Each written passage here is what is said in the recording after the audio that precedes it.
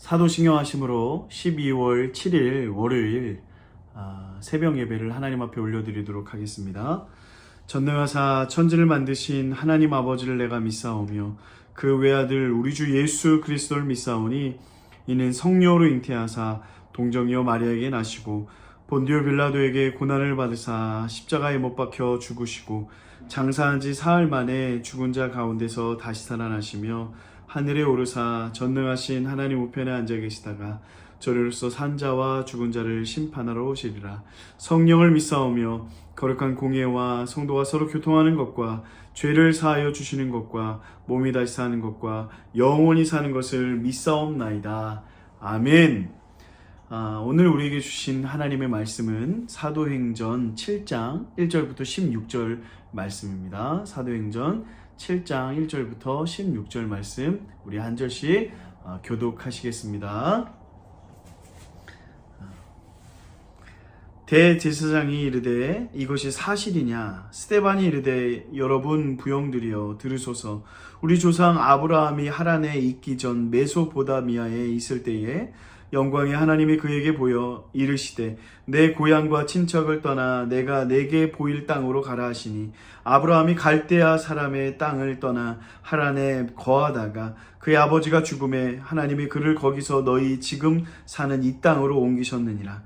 그러나 여기서 발붙일 만한 땅도 유업으로 주지 아니하시고 다만 이 땅을 아직 자식도 없는 그와 그의 후손에게 소유로 주신다고 약속하셨으며 하나님이 또 이같이 말씀하시되 그 후손이 다른 땅에서 나그네가 되리니 그 땅 사람들이 종으로 삼아 400년 동안을 괴롭게 하리라 하시고 또 이르시되 종 삼는 나라를 내가 심판하리니 그 후에 그들이 나와서 이 곳에서 나를 섬기리라 하시고 할례의 언약을 아브라함에게 주셨더니 그가 이삭을 낳아 여드레 만에 할례를 행하고 이삭이 야곱이 우리 12조상을 낳으니라.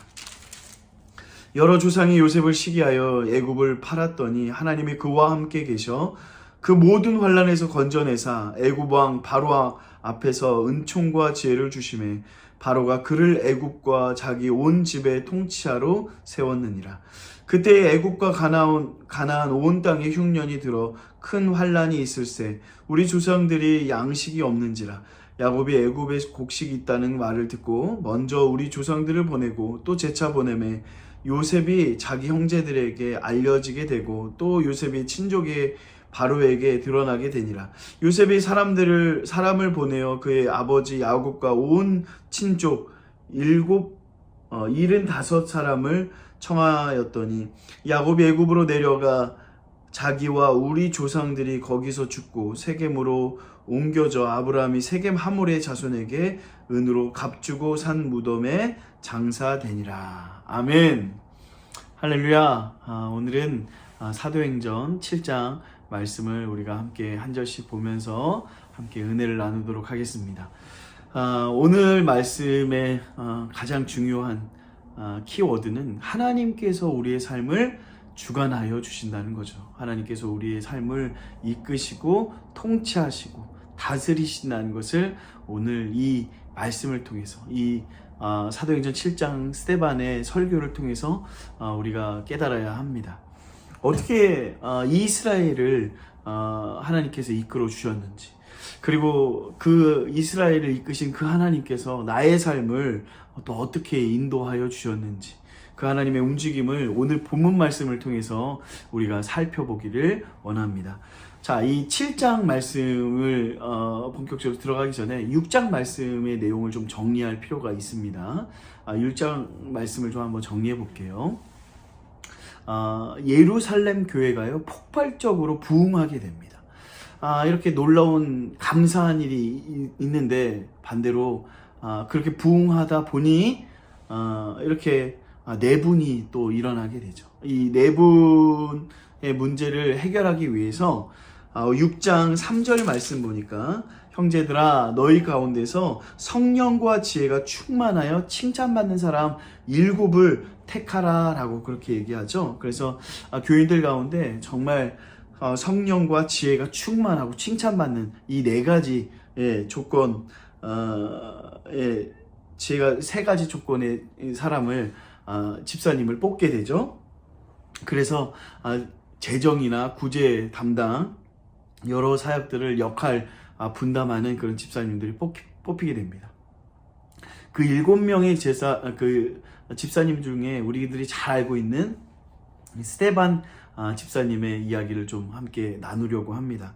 이 스테반 집사님은요, 구제 사역을 맡아서 사역을 하는데, 그 구제 사역뿐만 아니라 기도와 말씀 그리고 전도하는 일에도 평신도의 가운데에서 가장 탁월하고 존경받는 그런 집사님이었습니다. 사도행전 6장 8절과 10절 보니까 스데반이 은혜와 권능이 충만하여 큰 기사와 표적의 민간에 행하니 라고 나와 있고, 또 10절 보니까 스데반이 지혜와 성령으로 말함을 그들이 능히 당하지 못하여 라고 그렇게 이야기하죠. 참 스데반 집사님은 하나님 앞에 귀하게 쓰임받는 그런 사람이었습니다. 오늘 말씀을 함께 드리고 예배를 드리고 있는 우리 사랑하는 집사님들과 장로님, 권사님들, 이렇게 하나님 앞에 귀하게 쓰임받는 하나님의 종들이 되기를 간절히 축복합니다. 이런 이 스데반, 하나님 앞에 귀하게 쓰임받던 이 스데반에게 위기가 찾아오게 되죠. 그를 시기하는 사람들이 있었어요. 그래서 사람들을 매수해서요, 거짓 증인들을 세우고 예루살렘에 잘못된 소문들을 퍼뜨리죠. 어떤 소문이었어요? 하나님을 모독했다라는 그런 루머를 퍼뜨리게 됩니다. 그래서 이 스데반이 잡히게 되죠. 이 죄로 종교 재판에 회부가 됩니다. 이 종교 재판은요, 원래 이 스데반을 죽이려는 목적으로 아예 시작했습니다. 아예 열었어요. 절차 과정을 다 생략하고 오로지 그를 죽이기 위해 재판을 열은 거죠. 재판이 진행되는 모든 상황들을 스데반이 이렇게 보니까 자신이 점점 불리해지는 것을 스데반이 알게 되죠. 그래서 자신의 죽이기 위한 이 재판, 이 끝을 스데반이 보게 되는 거죠. 자, 여기까지가 6장 말씀입니다. 자, 지금부터 이 7장 말씀 한번 볼게요.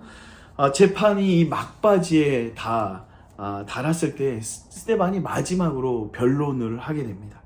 어떤 변론을 하냐면요, 나는 억울하다, 좀 살려주십시오 라고 그렇게 변론하는 것이 아니라 스데반은 설교를 하는 것입니다.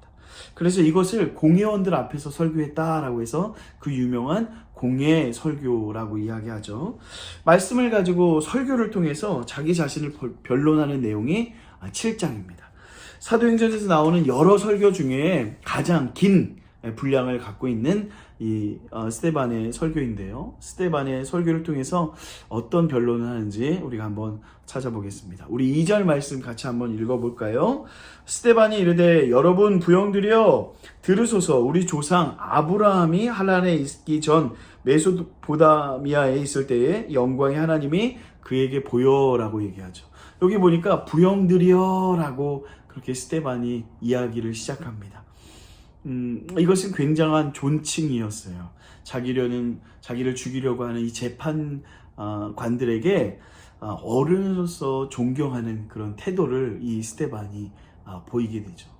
그래서 이 짧은 단어지만 이 스데반이 어떠한 인격을 가지고 있었는지를 우리는 잘 알 수가 있는 대목입니다.